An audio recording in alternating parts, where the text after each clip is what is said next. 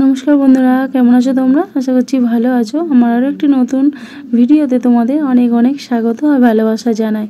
तो आजके भाबलाम आम माखा खावा जाक, तो ताई जोन्नो देखो एक झुड़ी आम निये चले एसेछि।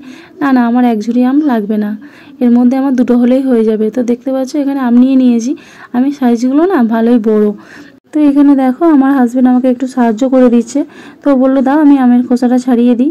তো ভালোই হলো, দেখো আমের খোসাটা ছাড়িয়ে দিচ্ছে আর আমি এদিকে ক্যামেরাটা ধরে আছি। কি বলো তো, এরকম টক জাতীয় কোনো জিনিস মাখা খেতে না একা একা ভালো লাগে না, বেশ অনেক কজন হলে তারপরে ভালো লাগে। তো আজকে দুপুরবেলা খাওয়া দাওয়া করে বিকালে চলে এসেছি এখন আম মাখা খেতে। তো ভাবলাম যখন আম মাখা খাচ্ছি তো একটা ভিডিও তো করা যেতেই পারে, তোমাদের সঙ্গে শেয়ার করতে তো আমার ভালোই লাগে এরকম কোনো রেসিপি। তো তাই জন্য চলে আসলাম। তো এখন বিকালবেলা বসে বসে এই আম কোড়া করছি। তো আমি আর আমার হাজবেন্ড এখানে আছি, আর এইগুলো খাওয়ার দর্শক আছে অনেক, কারণ ছোটো ছোটো বাচ্চা কাচ্চা ওখানটায় মানে উঠানে খেলছে, তো ওদেরকেও দেবো আম মাখা। তো আমরা এখানে আম মাখাটা করে নিই, তারপরে ওদেরকে ডাকবো।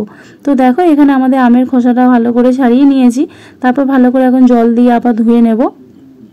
তো এখানে আমগুলোকে ভালো করে আমি ধুয়ে নিচ্ছি, আর এখানে এখন প্লেট নিয়ে নিয়েছি একটা। তো এখন একটা স্টেনোর সাহায্যে আমটাকে ভালো করে কুড়ে নেব। তো এখানে দেখো আবারও আমার হাজবেন্ড আমাকে হেল্প করে দিচ্ছে, তো আমটা এখানে কুড়ে দিচ্ছে। তো স্টেনোর যে একটু বড় বড় যে অংশটা আছে না ওটা দিয়ে কুড়তে হবে, কুড়লে তাহলে ভালো লাগবে খেতে। আর যে ছোটো ছোটো একদম যে ছিদ্রটা আছে ওটা দিয়ে কুড়লে আবার আমটা কেমন একটা মানে কি বলা যায়, একটু যেমন একটা গলা গলা হয়ে যায়, তো অতটা টেস্ট লাগে না। তো এই অংশটা দিয়ে কুড়লে ভালো টেস্ট হয়। তো দেখো এদিকে একটা আম কোড়া হয়ে গেছে, আরও একটা আম কুড়ে নিচ্ছে। তো আমের সাইজগুলো এতটাই বড়, দুটো হলে মোটামুটি আমাদের হয়ে যাবে আর লাগবে না। তো বাদবাকি যে আমগুলো রেখেছি ওগুলো পরে একদিন অন্য কোনো রেসিপি করা যাবে, তখনও তোমাদের সঙ্গে শেয়ার করব।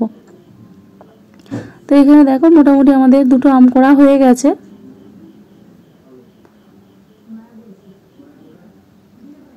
তো এখানে আম কোড়া হয়ে গেছে দেখতেই পাচ্ছ। তো চলো এখন মশলা দেওয়া যাক। তো এখন দিয়ে দিলাম বিট লবণ, তো এখন দিয়ে দিলাম ভেজে রাখা জিরে গুঁড়ো, তো আরও একটু দিয়ে দিলাম, কারণ জিরে গুঁড়ো দিলে টেস্ট হয় ভালো। দিয়ে দিলাম অল্প পরিমাণে লঙ্কার গুঁড়ো, দিয়ে দেবো এখন সামান্য পরিমাণে চাট মশলা। চাট মশলাটা দিলে টেস্ট হয়। তো দেখো এখন সবগুলোকে একসঙ্গে ভালো করে মাখিয়ে নেব।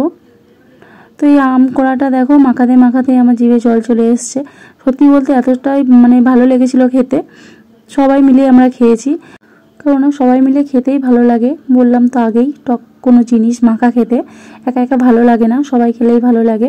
আর তারপর দেখো তার উপরে এতটাই এবছর গরম পড়ছে, সো দেখছি কি সব গাছের কাঁচা আমগুলো না তাড়াতাড়ি পেকে যাচ্ছে। তো কবে থেকেই ভাবছি আজ খাবো কাল খাবো আম কোড়া মাখা, তো খাওয়াই হচ্ছে না।